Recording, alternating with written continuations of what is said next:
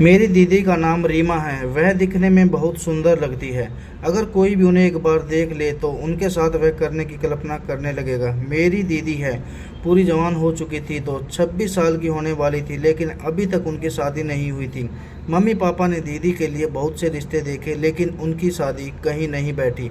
जब पापा ने दीदी की कुंडली एक ज्योतिषी को दिखाई, पता चला कि दीदी की कुंडली में दोष है। जैसे जैसे बढ़ती जा रहे थे, दीदी का वह सब करने का बहुत मन कर रहा था। दीदी जो चाहती थी वह शादी से पहले नहीं हो सकता था।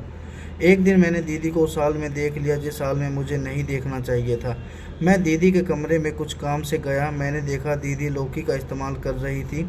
वह मुझे देखकर तुरंत लौकी छिपा ली और मैं भी ऐसा नाटक किया जैसे मैंने कुछ देखा ही नहीं। मैंने कहा, दीदी तुम्हें मम्मी बुला रही है। उसके बाद मैं उनके कमरे से बाहर आ गया। दीदी जिस तरह लौकी का इस्तेमाल कर रही थी, मैं तो हैरान रह गया। काफ़ी बड़ी लौकी थी। आज से पहले मैंने दीदी को कभी यह सब करते नहीं देखा था। वैसे तो मेरी दीदी बहुत ही भोली भाली लगती थी, लेकिन मुझे नहीं पता था कि उनके भोले चेहरे के पीछे एक और चेहरा है। जब मैं दीदी को देखा तो उन्हें भी पता चल गया होगा कि मैं उन्हें लौकी इस्तेमाल करते हुए देख लिया है, लेकिन इस बारे में ना तो मैं कुछ बोल रहा था ना ही दीदी। फिर शाम को हम सब बैठकर खाना खा रहे, तभी दीदी मुझसे कुछ इशारा करके बोल रही थी, लेकिन मैं उसकी बात नहीं समझा। जब मैं खाना खा लिया तो दीदी बोली, चल भाई हम छत पर घूम कर आते हैं। मुझे तो अंदर से लगने लगा कि शायद दीदी वह वाली बात के बारे में कुछ पूछेगी। उसके बाद मैं दीदी के साथ छत पर गया। कुछ देर हम दोनों शांत होने लगे। पहले दीदी बोलेगी और उन्हें लगा कि मैं पहले बोलूँगा। फिर मैं ही पूछ, दीदी तुम मुझे छत पर क्यों बुलाई हो? फिर दीदी बड़ी धीमी आवाज़ में बोली, तुमने मुझे वो करते हुए देख लिया था ना? मैं अनजान बनते हुए कहा, क्या देख लिया था? दीदी बोली, वही जो मैंने उस दिन कमरे में लौकी का इस्तेमाल कर रही थी। मैंने कहा, दीदी मैंने तो कुछ भी नहीं देखा था। दीदी बोली, मुझे सब पता है, तू झूठ बोल रहा है, तूने वो भी देखा था। दीदी बार बार घूम के मुझे उसी के बारे में पूछ रही थी, तो मैं बोल दिया। मैंने कहा, हाँ दीदी मैंने देख लिया था, लेकिन एक बात बताओ, तुम ऐसा क्यों कर रही थी? तो दीदी मेरा हाथ पकड़ के नीचे बैठ ली और बोली, देख छोटू, तुझे औरतों के बारे में नहीं पता। जब हम पूरी तरह जवान हो जाते हैं ना, तो हमारे लिए बिना वह सब किए रहना बहुत मुश्किल होता है। मैंने कहा, दीदी एक दिन तुम्हें वह सब करने का पूरा मौका मिलेगा, तो अभी से अपना टाइम के बर्बाद करती हो। फिर दीदी बोली, तू मेरी बात नहीं समझेगा, और फिर नीचे चली गई। मुझे समझ में आ रहा था कि दीदी मेरे साथ वह सब करना चाहती थी, नहीं तो वह इस तरह से मुझे बुलाकर वह सब के बारे में बात ही नहीं करती। सच कहूँ तो मुझे भी बहुत अच्छा लग रहा था। धीरे धीरे कुछ दिन बीत गई, लेकिन दीदी की शादी कहीं भी फिक्स नहीं हुई। मम्मी पापा को भी बहुत टेंशन हो रही थी कि दीदी जवान बेटी घर में बैठी है। फिर एक दिन मैंने मम्मी से पूछा कि दीदी की कुंडली में दोष है, उसका कोई उपाय नहीं है क्या? तो मम्मी जवाब नहीं दी और बोली, तुम इस मामले में मत पड़ो, तुम्हें सिर्फ अपनी पढ़ाई पर ध्यान दो। मम्मी की बातों से लग रहा था कि उपाय जो भी हो, लेकिन आसान नहीं था। उसके बाद मैं पता लगाने के लिए एक ज्योतिषी के पास गया जिसे दीदी की कुंडली देखी थी।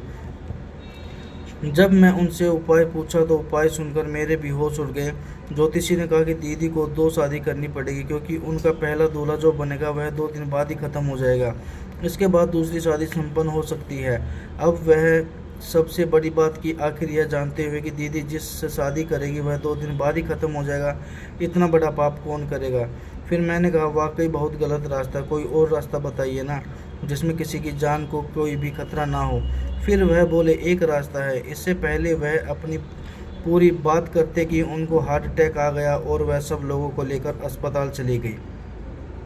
इसके बाद में मैं घर लौट आया।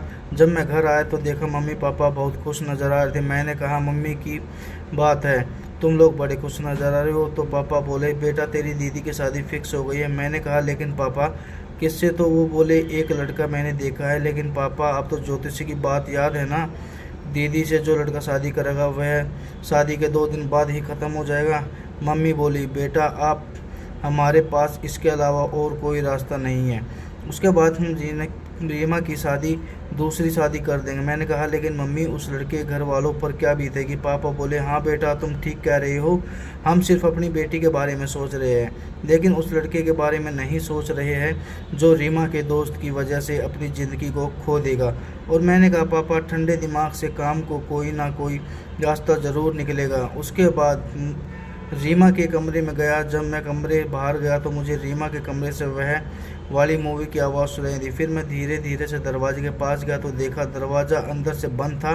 फिर मैं छत के ऊपर गया क्योंकि रीमा के कमरे में ऊपर एक खिड़की थी जो छत से जुड़ी थी। मैंने वहां से छुपकर देखा तो रीमा वही मूवी देख रही थी।